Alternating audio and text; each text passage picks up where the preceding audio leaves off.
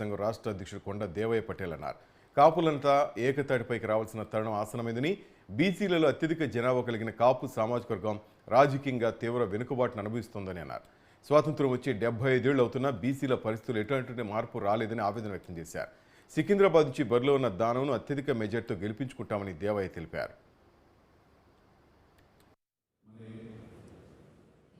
ఈరోజు సికింద్రాబాద్ పార్లమెంటు స్థానం నుంచి అభ్యర్థిగా పోటీ చేస్తున్న దానం నాగేంద్ర అన్న గారిని ఇక్కడ సికింద్రాబాద్ పార్లమెంటు పరిధిలో ఉన్న మున్నూరు కాపులందరూ కూడా ప్రతి ఒక్కరు మన ఓట్లే కాకుండా ఆ ఇంటి మన పక్కలో ఉన్న వాళ్ళు కానీ డివిజన్లలో ఉన్న వాళ్ళందరినీ కూడా ఎక్కువ మెజార్టీతో మనం గెలిపించడం కోసం మనందరం కూడా బయటికి వచ్చి ఇంటింటి ప్రచారం చేసి గెలిపించాలని కోరుచు ఏదైతే తెలంగాణ రాష్ట్ర వ్యాప్తంగా పార్లమెంట్లలో మన స్థానంలో పోటీ చేస్తున్నా వివిధ పార్టీల్లో ఉన్న నిజామాబాద్లో ఇద్దరు పోటీ చేస్తున్నారు, కరీంనగర్లో ఒకరు చేస్తున్నారు, జైరాబాద్లో ఒకరు చేస్తున్నారు.